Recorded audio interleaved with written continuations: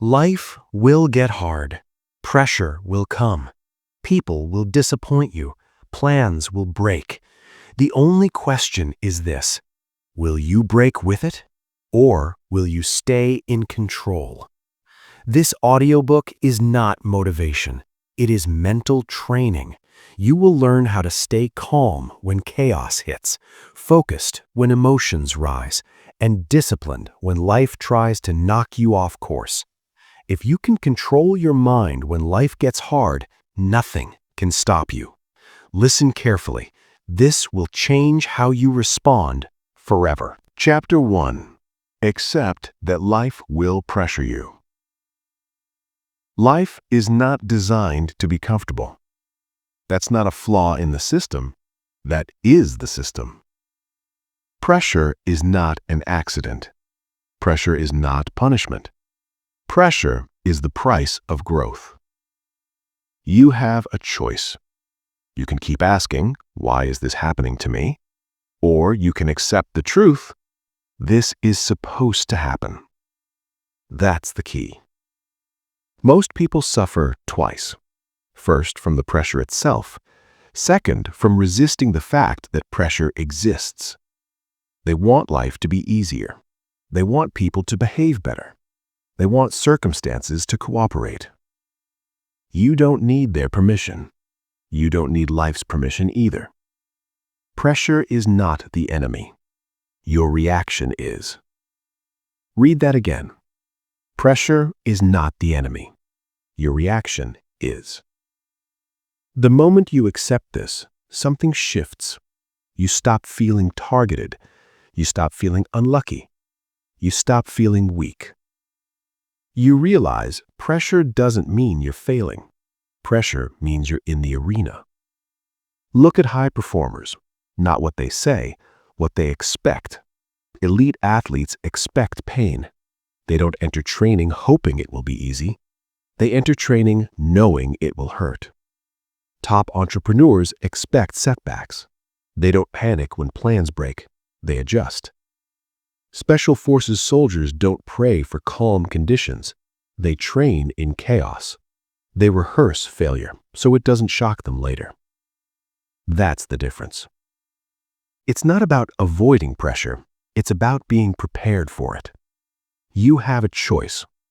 Expect comfort and resent reality, or expect pressure and respect yourself. That's the key. Most people mentally collapse because they had the wrong agreement with life. They believed effort should guarantee ease. They believed doing the right thing should protect them from hardship. That belief is poison. It makes every challenge feel personal. Every obstacle feels unfair. Every delay feels like rejection. You don't need that belief. You need discipline. It's not about fairness. It's about readiness. Pressure exposes what you've trained or what you've neglected. When life presses down, it doesn't create weakness. It reveals it. And that's good news, because what gets revealed can be trained. Pressure is feedback. Pressure is information. Pressure shows you where your mind still panics. Pressure is not the enemy. Your reaction is. Say it until it sticks. Here's what pressure usually triggers: rushing, complaining, explaining, emotional decision-making. That's where people lose control. They speak when they should pause. They react when they should observe. They quit when they should adjust. You have a choice. You always have a choice. The moment pressure hits, you can say, this is normal. This is expected. This is training. That's the key. Calm doesn't come from easy conditions. Calm comes from familiarity with pressure. The mind doesn't fear difficulty. It fears surprise. When pressure surprises you, you panic. When pressure is expected, you respond. That's why this chapter matters. You are not here to eliminate pressure. You are here to normalize it. Normalize long days. Normalize setbacks. Normalize emotional discomfort. Stop labeling pressure as a problem. Start labeling it as the work. You don't need motivation for this. You need acceptance. Acceptance doesn't mean weakness. Acceptance means you stop wasting energy fighting reality. And energy is currency. Every time you complain internally, you leak energy. Every time you resist reality, you lose focus. Every time you say, "This shouldn't be happening," you give pressure more power. You don't need their permission to stay calm. You don't need circumstances to be perfect. Pressure is not the enemy. Your reaction is. Let's make this practical. Next time pressure hits, tight deadlines, criticism, fatigue, do this one thing first. Name it. Say silently, "This is pressure. Pressure is expected. I am still in control." That pause changes everything. It stops the emotional spiral. It creates space between stimulus and response. That's discipline. It's not about being fearless. It's about being prepared for it. Fear shows up when you expect ease and get resistance. Strength shows up when you expect resistance and get clarity. High performers don't ask, "How do I avoid pressure?" They ask, "How do I function under it?" That's the mindset shift. You're not training for comfort. You're training for consistency under stress. That's the real skill. Life doesn't reward the calmest environment. Life rewards the calmest mind inside a hard environment. And that mind is built, not found. Pressure will test your habits. Pressure will test your routines. Pressure will test your emotional control. Good, because what survives pressure is real. You don't need to escape pressure to win. You need to outlast it. That's the key. From this point forward, stop asking life to ease up.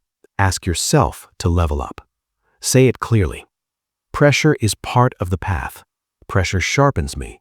Pressure is not the enemy. My reaction is. Repeat it until your nervous system believes it. Because once you accept pressure, you stop fearing it. And when you stop fearing it, you stop losing control. This is the foundation. Everything else builds on this acceptance. You can't master your emotions if you think pressure is abnormal. You can't stay focused if you keep fighting reality. Accept pressure. Expect pressure. Train inside pressure. You have a choice. Resist and break. Or accept and adapt. That's the key. You've accepted that life will pressure you. Now you must learn how to function when that pressure turns chaotic. You don't rise in calm, you rise in resistance. Now, let's go deeper. Chapter 2. Stop expecting calm. Train for chaos. Calm is not guaranteed. Stability is not promised. Certainty is not coming. If you are still waiting for life to slow down before you take control, you are already behind. You have a choice. You can keep hoping for calm, or you can train for chaos. That's the key. Most people build their discipline around perfect conditions. Good sleep, good mood, no distractions, no pressure. That discipline collapses the moment chaos appears, because chaos always appears. Deadlines stack up, people interrupt, plans fail, energy drops, emotions rise, and suddenly everything they plan to do disappears. It's not about lack of ability, it's about wrong expectations. You don't need calm to function, you need structure. Chaos is not a rare event. Chaos is the default state of life. Once you accept that, you stop being shocked by it. That's the key. High performers don't wait for ideal conditions. They operate inside noise, inside pressure, inside uncertainty. They train there on purpose. Athletes train tired. Soldiers train confused. Surgeons train under simulated emergencies. Why? Because the mind performs best in situations it is already rehearsed. Your mind panics in chaos because you trained it only in calm. You have a choice. Continue rehearsing comfort or start rehearsing control under disorder. You don't need their permission to do this. You don't need life to be fair. It's not about peace, it's about preparation. Chaos exposes weak systems, weak routines, weak emotional control. That's not an insult, that's information. Pressure shows you where your discipline ends, and most people quit right there. They say, "I'll start again when things settle down." Things don't settle down, they only change form. That belief keeps people stuck for years. You don't need motivation, you need a system that works even when life is loud. That's the key. Let's talk about mental toughness. Mental toughness is not intensity, it's not aggression, it's not hype. Mental toughness is predictable behavior under unpredictable conditions. Showing up when you're tired, staying calm when interrupted, making decisions without emotional urgency. Chaos tries to steal your attention. That's how it wins. It pulls you into reaction mode. Everything feels urgent. Everything feels personal. That's where control is lost. You have a choice. React emotionally or slow your response. Slow is not weak. Slow is controlled. The disciplined mind does not rush. It prioritizes. When chaos hits, ask one question. What is the next controllable action? Not 10 steps ahead, not the entire problem. One step. That's the key. Chaos wants overwhelm. Discipline wants clarity. You don't defeat chaos by fighting it. You defeat chaos by narrowing your focus. Here's a rule you must internalize. When life gets noisy, your world must get smaller. Smaller task list, smaller time horizon, smaller emotional response. Do the next right thing, then the next. That's discipline. Most people collapse because they try to solve everything at once. They drown in possibility. They drown in emotion. You don't need to solve everything. You need to stay functional. Function first, feel later. It's not about emotion, it's about discipline. Say it again.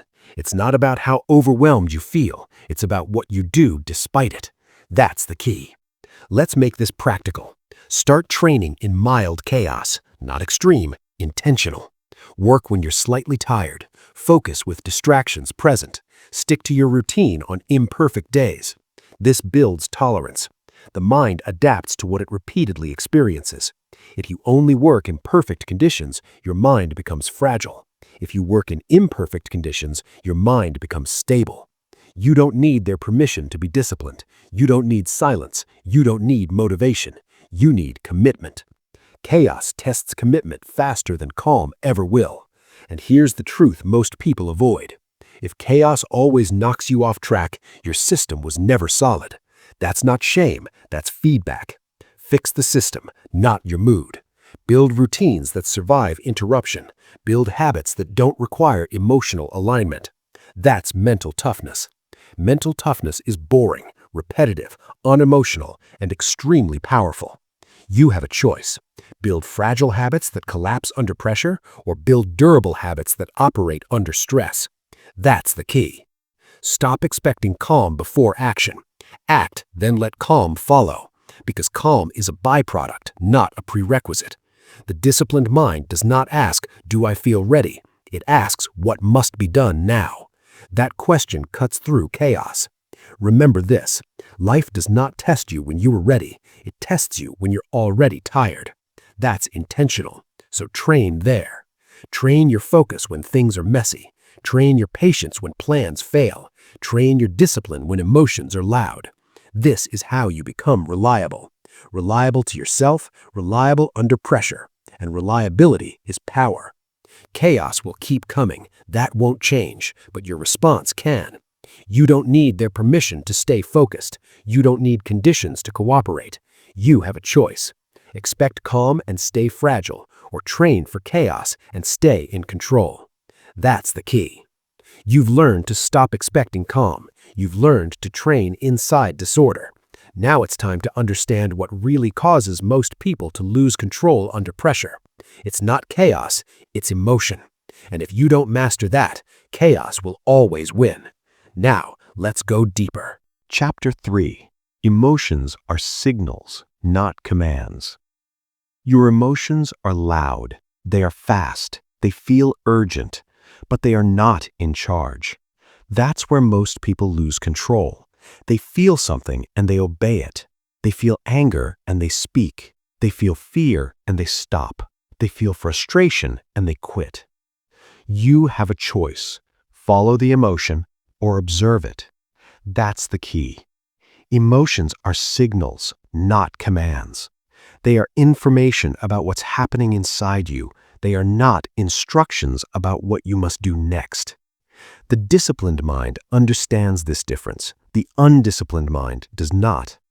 Most people live like this. I feel it, so I must act on it. That belief destroys focus. It destroys consistency. It destroys mental toughness. You don't need their permission to feel calm, and you don't need your emotions' permission to act. Say that again. You don't need your emotions' permission to do what must be done. It's not about suppressing emotion. It's about not obeying it. That's discipline. High performers feel everything you feel: stress, doubt, anger, fear. The difference is simple. They don't let emotions decide their behavior. That's the key. Think about pressure situations: a harsh comment, a sudden setback, a mistake in public. Emotion rises instantly, heart rate increases, thoughts speed up. This is normal. What happens next determines everything.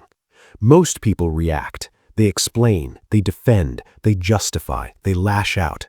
And in that moment, control is gone.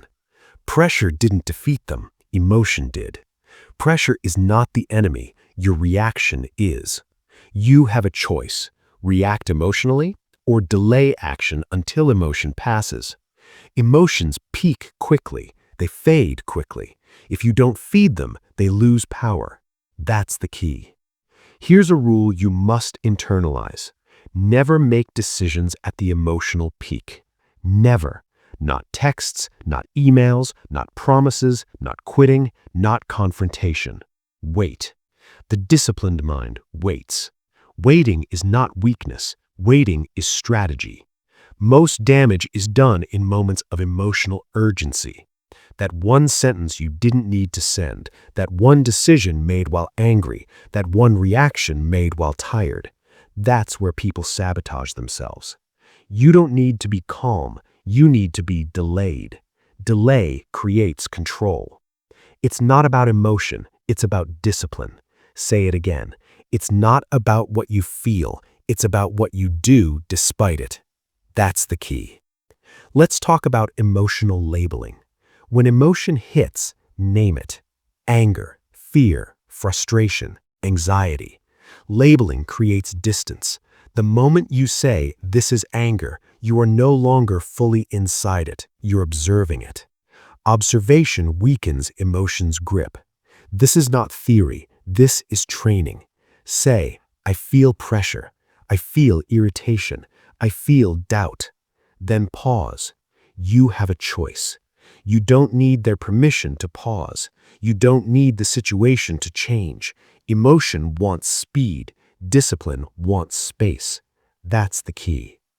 Another truth you must accept: emotions lie under pressure. Fear exaggerates danger. Anger exaggerates disrespect. Stress exaggerates urgency. If you follow emotional information without filtering it, you act on distorted data. That's why disciplined people don't trust emotions in hard moments. They acknowledge them, then they return to structure. Structure beats emotion every time. Routines, rules, non-negotiables. These are anchors. When emotion rises, fall back on structure. What do I do when this happens? What's the rule? What's the next action? Not how do I feel, not what do I want right now. That's how amateurs think. Professionals execute. You have a choice: live emotionally or live deliberately. That's the P. Let's make this practical. Next time emotion hits hard, do this three-step process. First, name it. This is frustration. Second, pause your body, slow your breathing, relax your shoulders. Third, ask one question: what action aligns with my long-term discipline? Not comfort, not relief, discipline. This breaks the emotional loop. The more you do this, the faster control returns. You train emotional delay, you train restraint, you train composure. That's mental toughness. Mental toughness is not feeling nothing. It's feeling everything and obeying nothing except your principles. That's the key. Most people say, I can't help how I feel. That's true, but behavior is not feeling. Behavior is a decision. You don't need their permission to behave with discipline. You don't need emotions to cooperate. Discipline is acting according to standards, not moods. Say it again. Standards over moods. Discipline over impulse. This is where power comes from. The calm person in chaos has leverage. The emotional person does not. Silence beats reaction. Pause beats impulse. Control beats expression. And control is learned. Emotions will still come, that won't change, but they no longer drive. They sit in the passenger seat. You keep your hands on the wheel. That's the shift. You have a choice. Let emotions steer your life or use them as signals while you stay in control. That's the key. Once you stop obeying emotions, something surprising happens. You feel them less intensely. Why? Because emotions feed on reaction. When reaction stops, intensity drops. You don't fight emotion, you starve it. No explanation, no justification, no impulsive action, just discipline. Pressure will try again. Emotion will rise again. Good. That's training. Each time you pause, you win. Each time you don't react, you build strength. This is how you become unbreakable. You now understand that emotions are signals, not commands. You don't follow them, you observe them. But observation alone is not enough. Next, you must learn the most powerful tool you have under pressure, the pause. One moment of restraint that changes everything. Now, let's go deeper. Chapter 4. Master the pause before you react. The pause is power. Not strength. Not intelligence. Control. Most people don't lose their future slowly. They lose it in moments. One sentence said too fast. One decision made too emotionally. One reaction that couldn't be taken back. You have a choice. React immediately or pause. That's the key. The pause is the space between stimulus and response. And inside that space is everything you want. Calm. Clarity. Discipline. Without the pause, you are predictable. With the pause, you are dangerous, in a controlled way. Pressure doesn't destroy people. Speed does. Life hits you fast on purpose. An insult. A problem. A sudden demand. Why? Because speed forces instinct, and instinct, untrained, is emotional. You don't need their permission to slow down. You don't need the situation to be fair. You need discipline. Most people think reacting fast is confidence. It's not. It's lack of control. The strongest people respond slowly. They hear everything. They feel everything. And then they choose. That's the key. Think about every time you regretted something. It wasn't planned. It was rushed. Anger spoke. Fear decided. Ego reacted. And later, clarity arrived too late. The pause prevents regret. But here's the hard truth. The pause feels uncomfortable. Silence feels awkward. Waiting feels weak. Not reacting feels unnatural. That's why most people never master it. But discomfort is the cost of discipline.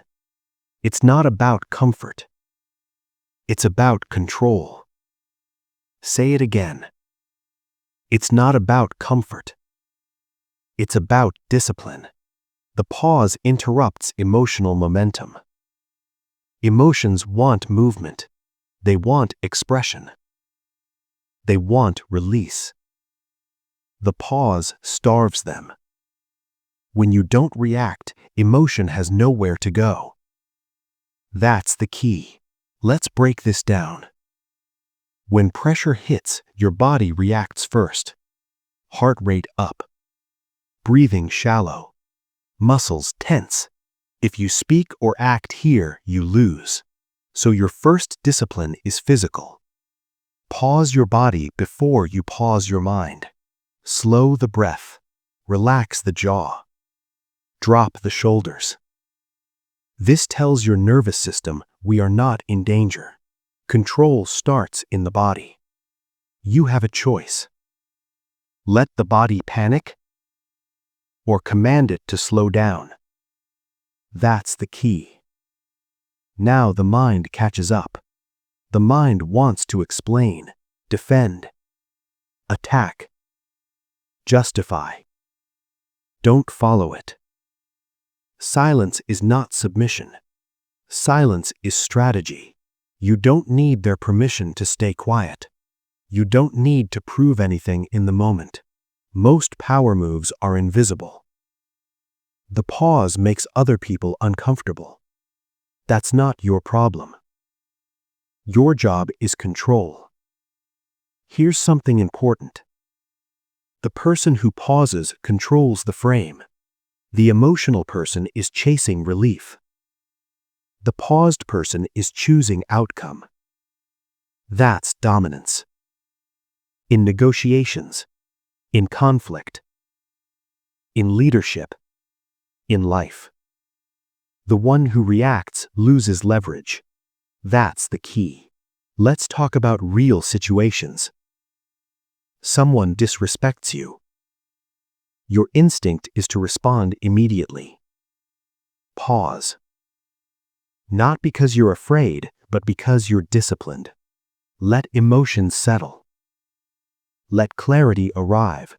Then respond, if needed. Often, silence is enough. Another situation. Bad news arrives. Plans fall apart. The emotional response is panic, complaining, catastrophizing.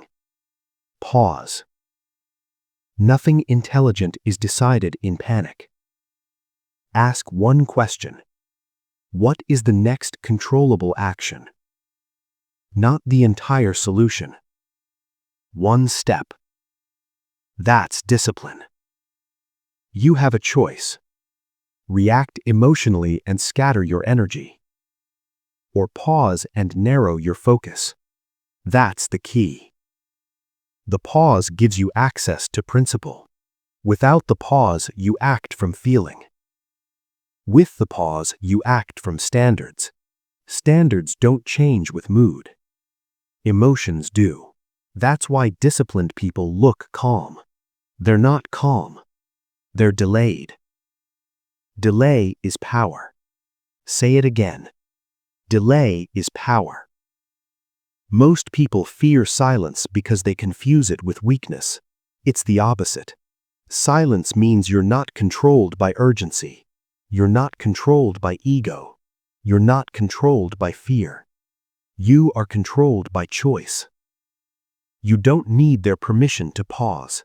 You don't owe immediate reactions. Urgency is often manipulation. Pressure tries to rush you so you don't think. Don't cooperate with that. Slow down. Observe. Choose. That's the key. Now let's train this. You don't master the pause in big moments first. You train it in small ones. Pause before replying to messages. Pause before correcting someone. Pause before making promises. Build the habit. The mind learns through repetition. At first, the pause will feel forced, awkward, unnatural. Good. That means it's working. Discipline always feels unnatural before it becomes automatic. Over time, something shifts. You stop feeling rushed. You stop feeling reactive. You stop feeling pulled into emotional urgency. You become grounded. That's mental toughness. Mental toughness is not aggression. It's restraint. It's not about saying more. It's about saying less on purpose. The pause gives you authority without noise. That's the key. Here's another rule. If it can wait, let it wait. Most things can wait. Immediate response is rarely required. It's usually emotional. Waiting filters emotion out of decisions. You don't need to win the moment. You need to win the direction of your life. One bad reaction can undo months of discipline. One pause can save it. You have a choice. Trade long-term control for short-term relief, or endure short-term discomfort for long-term power. That's the key. Pressure will test your pause. People will push. Situations will demand speed. That's intentional.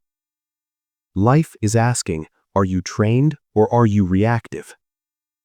Answer with discipline. Every time you pause, you reinforce control. Every time you don't react, you strengthen your mind. This is not passive. This is active restraint. And restraint is rare. That's why it works. You've learned that emotions are signals, not commands. Now you've learned how to create space before responding. But there's another level. Even with the pause, many people still suffer. Why? Because they are emotionally attached to outcomes they can't control. And attachment creates anxiety. Now it's time to cut that cord. You've mastered the pause. Now let's master detachment. Chapter 5. Detach from outcomes you can't control. Most people are not stressed because they work hard. They are stressed because they are attached. Attached to results. Attached to timing. Attached to how things should turn out. That attachment is what breaks them. You have a choice. Cling to outcomes you don't control, or detach and regain power. That's the key. Effort is yours. Action is yours. Discipline is yours. Outcome is not. The moment you confuse these, anxiety begins. You work, but you obsess over results. You prepare, but you fear judgment. You try, but you need guarantees. There are no guarantees. And that's not a weakness. That's reality. Pressure increases when you demand certainty from an uncertain world. You don't need their permission for things to go your way. You don't need life to promise success. You need discipline without attachment. It's not about outcome. It's about execution. Say it again. It's not about outcome. It's about discipline. High performers understand this deeply. They focus on inputs. They ignore noise. They repeat the process. They don't panic when results are delayed. They don't celebrate too early either. They stay neutral. That neutrality is strength. Most people are emotionally invested in things they can't command. That's why they feel powerless. You have a choice. Give power to what you can't control, or reclaim power by focusing on what you can. That's the key. Let's be clear. Detachment does not mean laziness. Detachment does not mean not caring. Detachment means not needing a specific outcome to stay stable. You still work. You still aim high. You still push. But your emotional state does not rise and fall with every result. That's discipline. Attachment creates fear. Fear creates hesitation. Hesitation creates inconsistency. And inconsistency kills progress. You don't need motivation here. You need perspective. Most people quit not because effort failed, but because expectation failed. They expected faster results. They expected recognition. They expected validation. When it didn't come, emotion took over. You don't need their validation. You don't need permission to continue. That's the key. Here's the truth. Life rewards consistency, not desperation. Desperation leaks through behavior. It rushes decisions. It clouds judgment. Detachment clears the mind. When you detach, you move with patience, with clarity, with composure. You stop chasing, you start building. That's mental toughness. Let's make this practical. Ask yourself this question often. What part of this is actually under my control? Not results, not timing, not other people's reactions. Your effort, your preparation, your response. Everything else is noise. When anxiety spikes, it's because your mind wandered into territory it cannot govern. Bring it back. You have a choice. Return focus to controllables or keep suffering over variables. That's the key. Another truth you must accept: attachment makes you reactive. If you need a specific outcome, pressure owns you. You'll over-explain, overperform, overreact. That's not strength. That's insecurity disguised as effort. The calm person under pressure is usually detached. They do their work, then they let go. They understand something most people don't. You cannot force outcomes. You can only influence them. And influence requires patience. You don't need their permission to let go. You don't need certainty to stay disciplined. Discipline without attachment is rare. That's why it's powerful. Say it again. Discipline without attachment. That's the key. Let's talk about failure. Failure hurts more when you're attached. It feels personal. It feels final. Detachment reframes failure as data, information, feedback, adjustment, not identity. You didn't fail. A method failed. Fix the method. Continue. That mindset keeps people moving when others collapse. Pressure tests attachment. When pressure hits, ask yourself, what am I afraid of losing? Status? Approval? Outcome? Then remind yourself, you don't own outcomes. You own effort. Repeat it. Pressure is not the enemy. Your reaction is. And reaction is fueled by attachment. Detach, and reaction weakens. This is not theory. This is how calm is built. The disciplined mind does not beg reality to cooperate. It adapts. Adaptation beats control every time. You have a choice. Fight what you can't control or flow around it with discipline. That's the key. Another practical rule: never attach your self-worth to results. Results fluctuate. Worth should not. When your worth depends on outcomes, every setback feels like a personal attack. That's exhausting. Separate identity from performance. You are not the result. You are the one showing up daily. That identity is stable. That's strength. Detachment protects your energy. Energy wasted on worry is energy stolen from execution, and execution is the only thing that compounds. Say it again. Execution compounds. Worry doesn't. Most people burn out not from work, but from emotional friction. Detach, and work becomes cleaner, quieter, more effective. You don't need their permission to stop worrying. You don't need the future to reassure you. You need discipline in the present. That's the key. Here's a simple mental shift to practice daily. Instead of asking, will this work? Ask, did I execute correctly today? That question keeps you grounded. It removes ego. It removes fear. It removes impatience. It puts you back in control. Pressure will always try to drag your mind into the future, into worst-case scenarios, into imagined failure. Pull it back. Now, task, action. That's discipline. Detachment doesn't make you cold, it makes you steady. And steady people win long term. You have a choice. Be emotionally hostage to outcomes or be anchored in disciplined effort. That's the key. Once you detach from outcomes, something surprising happens. You perform better. Why? Because fear loosens its grip, because focus sharpens, because energy stops leaking. You stop forcing, you start flowing. This is the calm confidence people notice. Not loud, not emotional, grounded. You've learned to accept pressure. You've trained for chaos. You've stopped obeying emotions. You've mastered the pause. Now you've detached from what you can't control. That clears the mind. But there's still one major weakness left. Even detached people fail if they rely on motivation. Motivation disappears under pressure. Discipline doesn't. Now it's time to build what actually holds you together on hard days. You've let go of outcomes. Now let's build something reliable. Chapter 6.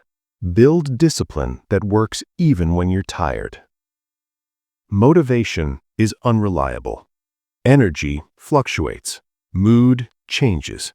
But pressure doesn't wait for you to feel ready. That's why discipline, not motivation, is what carries you through hard days. You have a choice. Rely on how you feel or rely on what you've decided.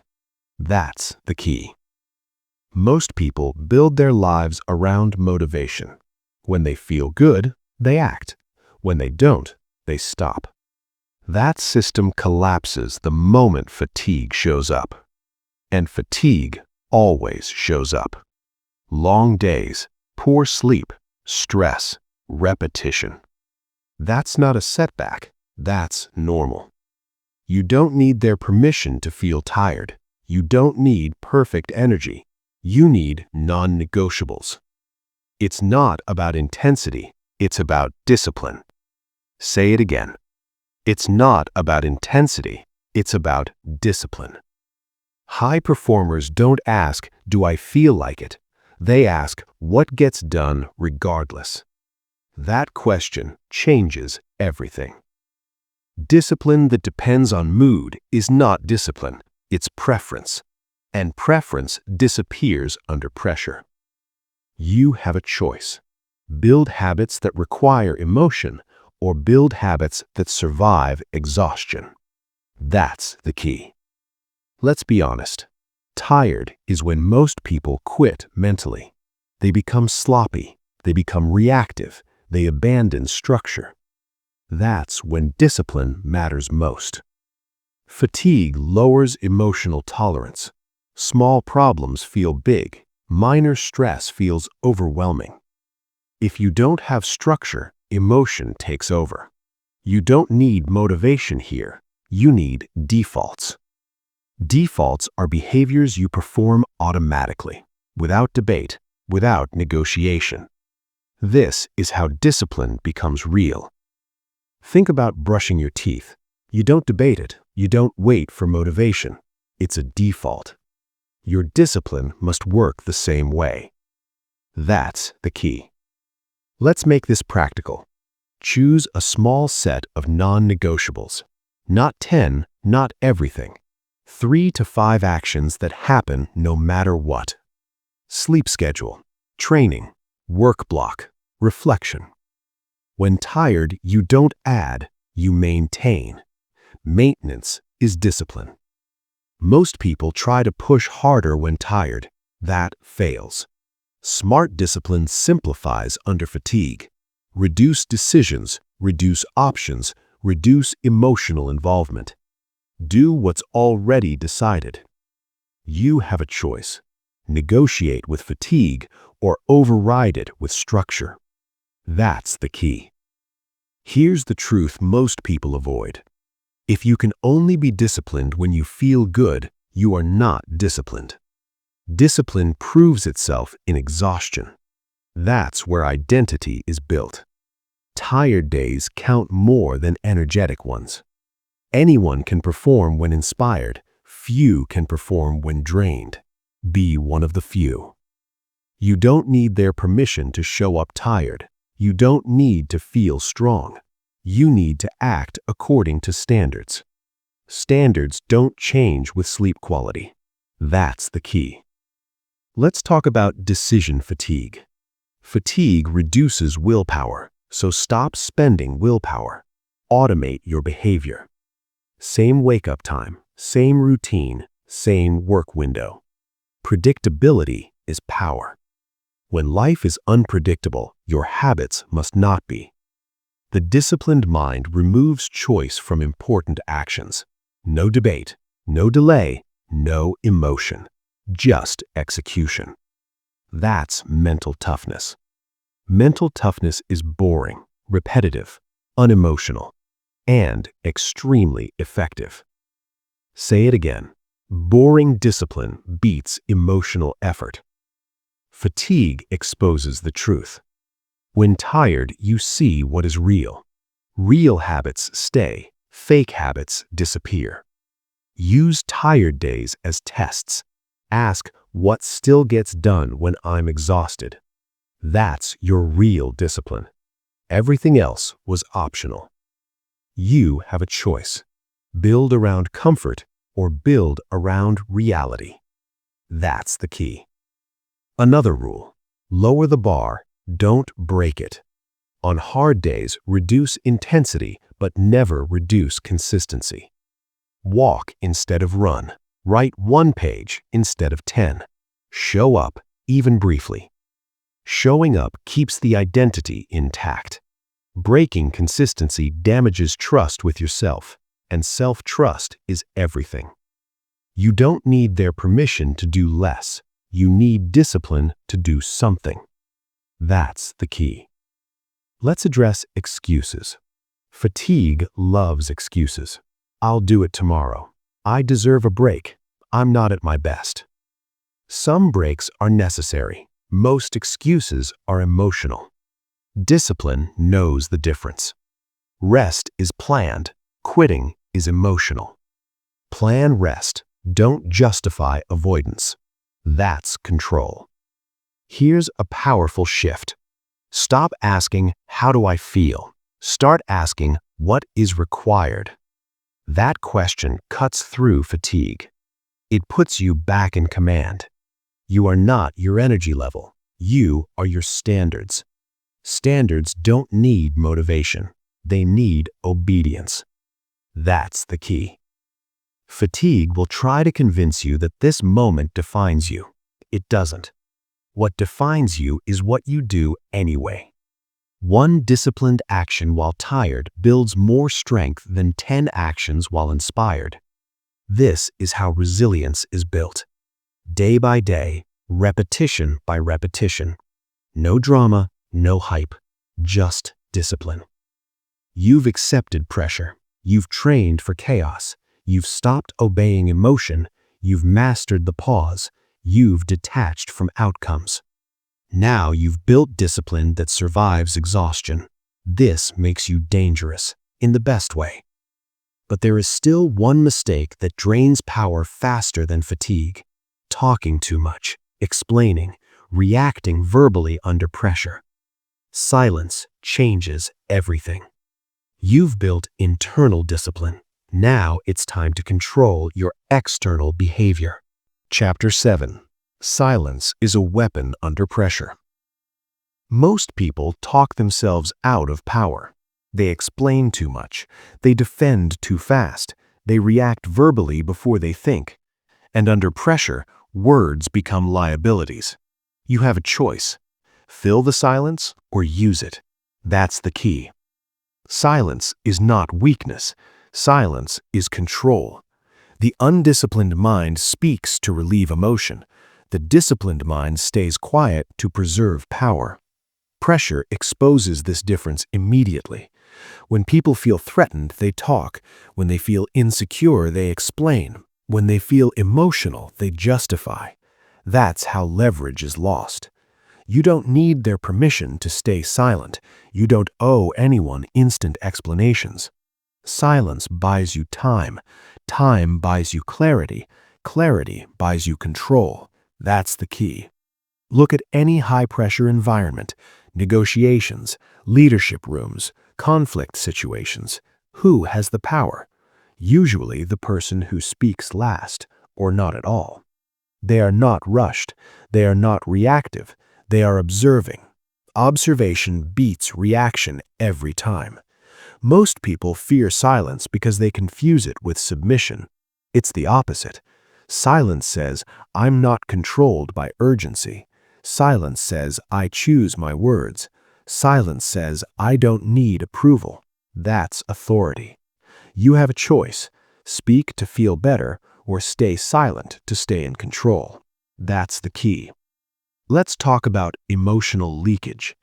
Every unnecessary word leaks information, leaks intention, leaks insecurity, leaks emotion. When you talk under pressure, you reveal what can be used against you. Silence reveals nothing. It keeps your position strong. You don't need their permission to keep your thoughts private. Not everything needs to be said. Most people overshare because they want relief. Relief from discomfort, relief from tension. But relief is temporary. Consequences are permanent. That's the trade most people make without realizing it. Silence feels uncomfortable at first. Good. That discomfort is the feeling of restraint. Restraint is discipline. It's not about being mute. It's about being intentional.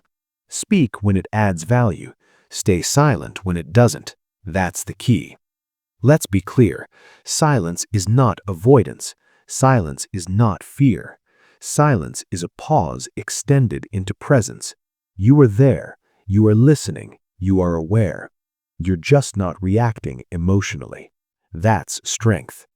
Pressure tries to pull words out of you. It wants you to rush, to defend, to explain. Don't cooperate. The moment you feel the urge to explain yourself, pause. That urge usually comes from ego or fear. Neither should lead. You don't need their validation. You don't need to convince anyone in the moment. Your actions will speak later. That's the key. Here's a hard truth. People who talk the most under pressure usually have the least control. They are trying to manage perception instead of managing behavior. Perception follows behavior, not words. Let your discipline speak. Silence creates mystery. Mystery creates respect. Noise creates weakness. Say it again. Noise creates weakness. Silence creates power. Now let's make this practical. Next time you feel pressured to respond immediately, do this. Say less or say nothing. If you must respond, keep it short, neutral, unemotional. No explanations, no justifications, facts only. This alone will change how people treat you. Why? Because emotional people are predictable. Controlled people are not. Unpredictability creates caution. Caution creates respect. That's the key. Silence also protects you from yourself. Many regrets come from spoken words. Very few come from words not said. Once spoken, words cannot be recalled. Silence keeps options open. You have a choice. Close doors with impulsive speech or keep doors open with restraint. That's the key. Another important point. Silence slows situations down, and slow favors the disciplined. Fast favors the emotional. When you don't rush to speak, others fill the space. They reveal more. They expose intentions. You gain information. Information is leverage. The person who knows more and says less usually wins. That's not manipulation. That's awareness. You don't need their permission to listen. You don't need to fill gaps. Let silence do the work. Let people reveal themselves. That's the key. Silence is especially powerful when paired with consistency. Say less, do more. When your behavior is steady, your silence becomes intimidating. People don't know what you're thinking, but they know you're reliable. That combination is rare, and rare things are respected. You have a choice. Be loud and emotional, or quiet and grounded. That's the key. Let's talk about arguments. Arguments are fueled by words. Silence starves them. You don't win arguments by out-talking people. You win by refusing to escalate. Calm destroys aggression. Most conflicts need two participants. Remove yourself emotionally and the conflict collapses. Silence is de-escalation without surrender. That's discipline. You don't need their permission to disengage. You don't owe reactions. Your energy is limited. Protect it. Silence is energy conservation, and conserved energy compounds. Say it again. Silence conserves energy. Reaction wastes it. Under pressure, energy management is everything. You don't lose control because you lack strength. You lose control because you leak energy. Words are leaks. Seal them. That's the key. Silence also strengthens self-respect. Every time you resist the urge to explain yourself, you reinforce one message to yourself: I don't need approval to be steady. That builds internal authority, and internal authority changes how you show up everywhere. Work, relationships, decisions. You move slower, speak less, act cleaner. That's mental toughness.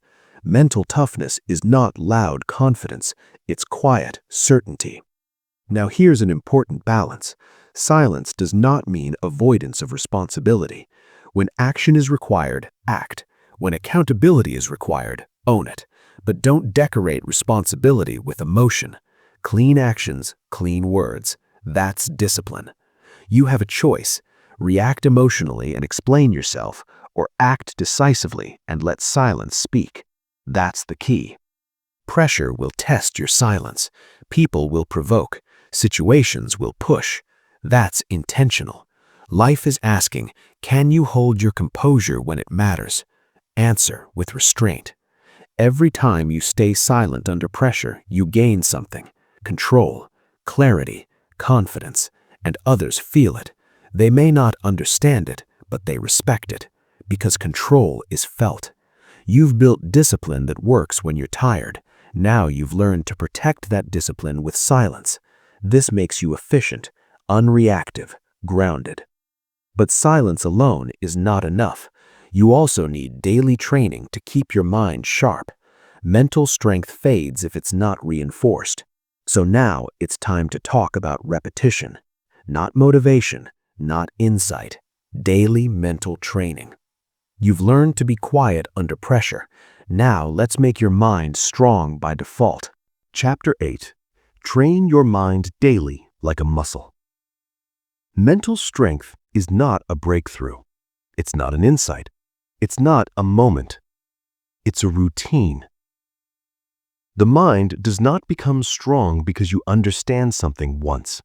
It becomes strong because you repeat something daily. You have a choice. Train your mind intentionally, or let life train it randomly. That's the key. Most people treat the mind like it should be strong by default. They don't train it. They don't condition it. They don't reinforce it. Then they're surprised when pressure breaks them. You don't need their permission to train your mind. You don't need crisis to start. Training is quiet, boring, repetitive, and effective. It's not about intensity. It's about consistency. Say it again. Consistency builds strength. Intensity fades. The mind adapts to what you feed it. Feed it chaos, and it becomes scattered. Feed it discipline, and it becomes focused. There is no neutral. You have a choice. Most people let distraction train their mind. Notifications, noise, endless stimulation. That training produces restlessness, low tolerance for discomfort, weak focus. Then pressure hits and the mind collapses. That's not bad luck. That's poor training. You don't need motivation to train. You need structure. Structure beats inspiration. That's the key. Let's be clear. Mental training is not positive thinking. It's not affirmations. It's exposure and repetition. Just like the body, You lift weights repeatedly. You build muscle. You practice restraint repeatedly. You build control. You focus repeatedly. You build concentration. Nothing else works. Insight without repetition is entertainment. Training without repetition is nothing. You have a choice. Consume information or condition behavior. That's the key. Let's make this practical. You need daily mental reps, not hours, not complexity, minutes. Here are foundational mental reps. First, controlled silence.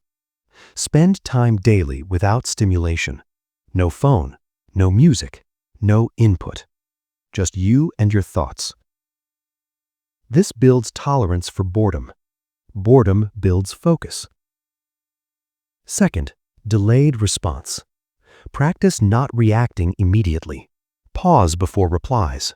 Pause before decisions. You train restraint in small moments so it works in big ones. Third, intentional focus blocks. Set time where nothing else exists. One task, one direction. This trains depth. Depth beats speed. That's the key.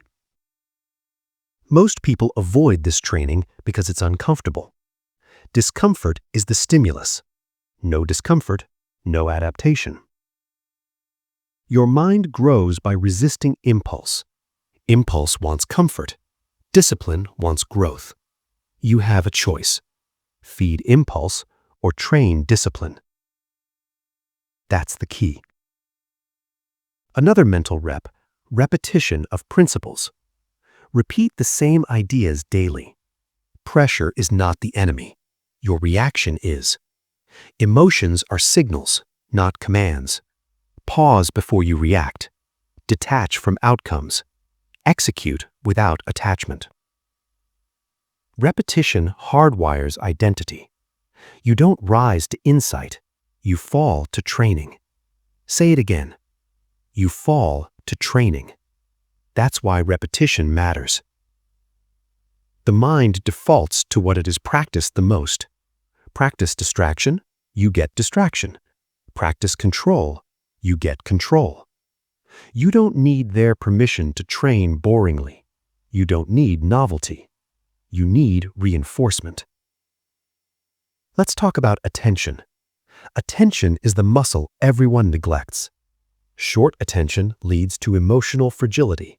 Long attention leads to stability. Every time you switch tasks unnecessarily, you weaken focus. Every time you stay with one task, you strengthen it. This compounds. You have a choice. Protect your attention or let it be stolen. That's the key. Another truth. Your environment trains your mind whether you want it to or not. Cluttered space trains distraction. Noisy input trains reactivity. Constant entertainment trains impatience. Clean space, limited input, intentional silence. These train control. Discipline is not only internal, it's environmental. Control your inputs to control your outputs. You don't need their permission to simplify your environment. You don't owe chaos access to your mind. That's the key. Let's address resistance. Some days you won't feel like training. Good. That's when training matters most. Skipping because you don't feel like it trains weakness. Showing up anyway trains reliability. Reliability builds trust with yourself. Self-trust is mental armor. You have a choice. Train only when things are going well, or train because it's scheduled. That's the key. Here's a powerful rule. Train the mind when things are going well. That's when most people relax. Then when pressure comes, they're unprepared.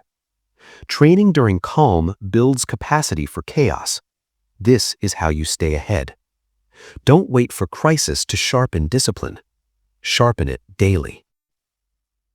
That's the key. Mental training does not need applause. No one sees it. No one praises it. That's why most people don't do it. But unseen training creates visible calm.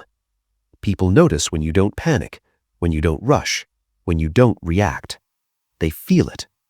That presence comes from repetition, not talent, not personality. Training. You have a choice. Let life shape your mind or shape it yourself. That's the key. Over time, something shifts. Your default becomes calm. Your response slows. Your focus deepens. Pressure still comes. Chaos still exists. But you are no longer surprised because your mind has been trained there. You've built mental muscle. But training alone is not enough. You must protect that training from distraction and inconsistency. Consistency is what turns strength into identity. You've trained your mind daily. Now you must learn how to protect that focus over time. How to stay consistent when life tries to pull you in 10 directions. That's the final test of discipline. Now, let's move forward.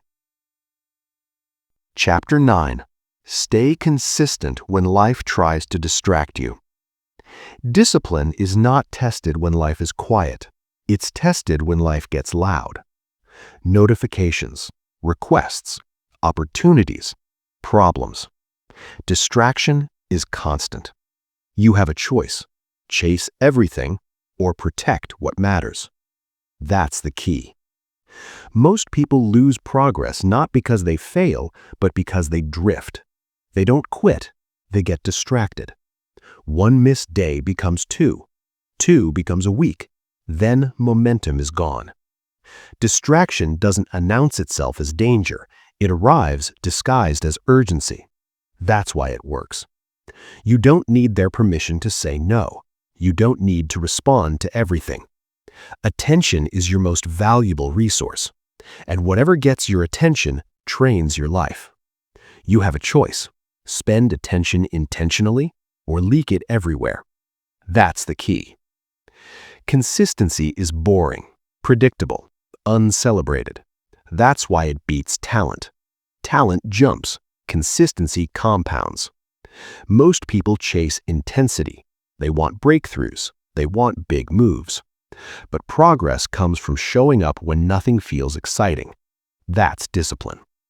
Distraction breaks consistency by pulling you into reaction mode. You wake up responding instead of executing. Your day becomes other people's priorities. That's how control is lost. You don't need their permission to protect your time. You don't owe immediate access. Structure is how you defend consistency. Time blocks, clear priorities, non-negotiables. These are boundaries. Without boundaries, distraction wins. That's the key. Let's talk about urgency. Urgency is often artificial. Emails feel urgent. Messages feel urgent. Requests feel urgent. Most are not. Urgency pressures you to react emotionally. The disciplined mind questions urgency. Ask, does this need my attention right now, or can it wait? Waiting is a form of control. Fast responses feel productive. They are usually reactive. Slow, planned action moves life forward. That's the key. Another truth: consistency requires saying no to good things, not just bad ones. Opportunities can be distractions if they pull you off your core path. Not everything that looks productive is progress. You have a choice: chase novelty or commit to direction. That's the key. Distraction thrives on variety. Discipline thrives on repetition. Repetition feels dull, but dull builds mastery. Most people quit routines because they get bored. Boredom is not a problem. It's a signal that discipline is working. Your nervous system wants stimulation. Discipline wants stability. Choose stability. That's the key. Let's make this practical. Every day, identify one priority that matters most, not 10. 1. Protect it first. Do it before distraction enters, before messages, before noise. This is called front-loading discipline. If the most important thing gets done early, distraction loses power. You have a choice: lead your day or react to it. That's the key.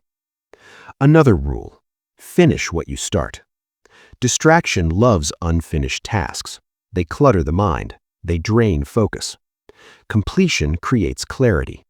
Even small completions matter. Finish the workout. Finish the page. Finish the task. Momentum builds from completion. You don't need their permission to focus deeply. You don't need to multitask. Multitasking is scattered attention. Single tasking is power. Say it again. Single tasking is power. Most people feel busy. Few feel effective. Effectiveness comes from consistency in one direction. That's discipline. Distraction tries to pull you sideways. Consistency keeps you moving forward. That's the key. Let's talk about breaks. Breaks are necessary, but distraction disguises itself as rest. Endless scrolling is not rest, it's stimulation. True rest restores focus. Distraction drains it. Plan rest. Don't fall into distraction. You have a choice: rest intentionally or escape unconsciously. That's the key. Another important truth: consistency is not about perfection. You will miss days. You will slip. The disciplined response is immediate return. No guilt, no drama. Return to structure. Most people turn one missed day into a reason to quit. That's emotional thinking. Discipline says, resume. Nothing more. You don't need their permission to restart. You don't need to punish yourself. Just continue. That's the key. Distraction also comes from inside. Doubt, second-guessing, comparison. Looking sideways breaks momentum. Other people's pace is irrelevant. Your only job is consistency with your plan. Say it again. Consistency beats comparison. Pressure increases when you compare. Focus narrows when you commit. That's discipline. Over time, consistency creates identity. You stop asking, should I do this? You start saying, this is what I do. Identity is the strongest form of discipline. You don't negotiate with identity. You act in alignment with it. That's the key. When life gets noisy, and it will, return to basics. Simple routines, clear priorities, quiet execution. No overthinking, no drama. Discipline thrives in simplicity. Distraction thrives in complexity. Choose simplicity. That's the key. You've learned to stay consistent despite distraction. That's rare. Most people fail here. But there's one final level. Consistency must turn into identity. Not something you do, something you are. That's what makes discipline permanent. Now it's time to lock everything in. You've trained, you've stayed consistent. Now you must choose who you are under pressure. Chapter 10. Become unbreakable by choice. Being unbreakable is not luck. It is not genetics. It is not personality. It is a decision repeated daily. Pressure does not create weakness. It reveals it. And strength is not something you discover. It's something you choose. You have a choice every single day. That's the key. Most people think unbreakable people don't feel pressure. That's false. They feel everything. They just don't let feelings decide actions. That's discipline. It's not about being fearless. It's about being governed. Governed by principles, not emotions, not impulses, not moods. You don't need their permission to stay composed. You don't need ideal conditions. Unbreakable people are built in imperfect environments. Say that again. Strength is built in imperfection. That's the key. Let's strip this down. When life hits you, loss, stress, rejection, failure, you have two options. react emotionally, or respond deliberately.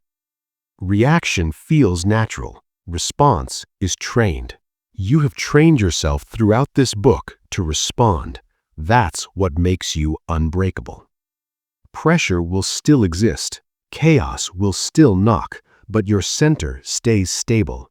That stability is not accidental. It's earned.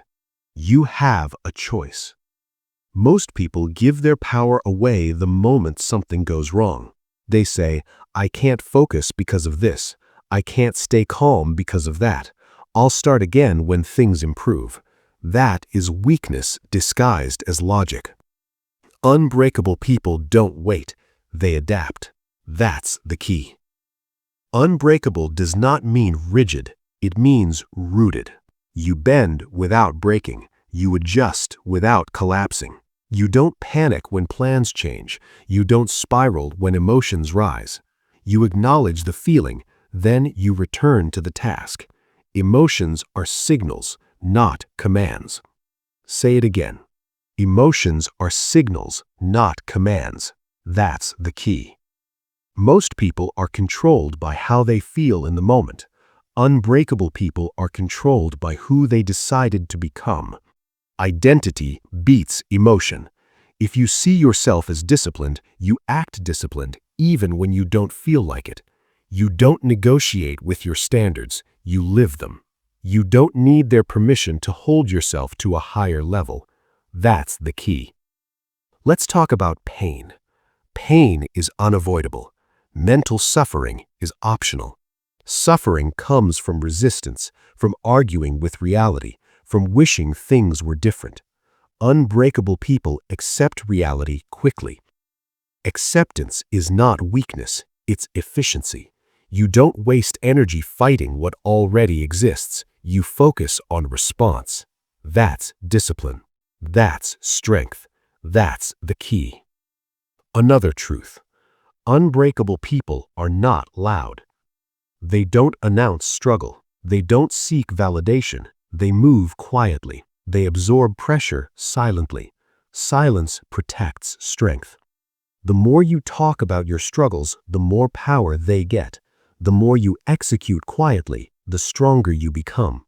You don't need their permission to be private. You don't owe explanations. That's the key. Being unbreakable also means ending self-betrayal.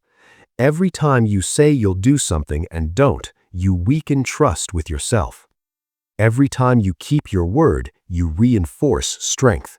Self-trust is the foundation of mental toughness. Without it, confidence collapses under pressure. With it, pressure sharpens you. You have a choice. Break promises to yourself or keep them small and consistent. That's the key. Unbreakable people keep simple promises. Wake up when you said you would. Do the work you planned. Stop when it's time to stop. Nothing dramatic. Consistency builds armor. You don't rise to motivation. You fall to standards. Say it again. You fall to standards. That's the key. Let's talk about adversity. Adversity does not block the path. It is the path. Every obstacle is training. Every delay is conditioning patience. Every rejection is conditioning detachment. Every failure is conditioning resilience. If you avoid hardship, you avoid strength. Unbreakable people don't ask, why is this happening to me? They ask, what is this training? That shift changes everything. You have a choice. See hardship as punishment or see it as preparation. That's the key. Now, understand this clearly. Unbreakable does not mean you never fall. It means you recover faster. You don't spiral. You don't dramatize. You don't quit. You pause. You reset. You continue. That ability to return to center is power. That's discipline. That's emotional control. That's mental toughness. You've built it. Now protect it. The world will test you. People will provoke. Situations will pressure. Outcomes will disappoint. None of that matters if your mind stays governed. You are not here to feel good all the time. You are here to remain effective. That's the key. Let's bring this together. You accepted pressure. You stopped reacting emotionally. You mastered silence. You trained your mind daily. You stayed consistent despite distraction. Now you choose who you are under pressure. Unbreakable is not a label, it's a lifestyle. It's waking up and choosing discipline again, choosing restraint again, choosing focus again. Even when no one is watching, especially then. You don't need their permission to live this way. You don't need applause. You only need commitment. You have a choice. Every morning, every decision, every reaction. Choose control, choose discipline, choose quiet strength. That choice, repeated, is what makes you unbreakable. And now the challenge is simple. When pressure hits next time, pause, breathe, respond with discipline. Prove it to yourself. That's the real win. This is the truth. Life will not slow down for you. Pressure will not ask permission. Chaos will not warn you. But you're no longer untrained. You learned that pressure is not the enemy. Your reaction is. You learned to pause instead of panic, to stay silent instead of emotional, to train your mind daily instead of hoping it behaves. You learned that discipline is quiet, that consistency beats intensity, that focus is protected, not found. You learned to choose response over reaction, standards over feelings, identity over impulse. You have a choice, every moment. When life gets hard, you can collapse into emotion or stand firm in discipline. When distraction pulls at you, you can drift or stay consistent. When pressure rises, you can break or become unbreakable by choice. You don't need their permission. You don't need perfect conditions. You don't need motivation. You need commitment. So here is the challenge. The next time pressure hits, pause. The next time emotion rises, control it. The next time distraction appears, say no. Do the hard thing quietly. Repeat it daily. Let discipline become who you are. Because the strongest people are not loud, they are not reactive, they are not fragile. They are calm, they are focused, they are unbreakable by choice. Now go prove it.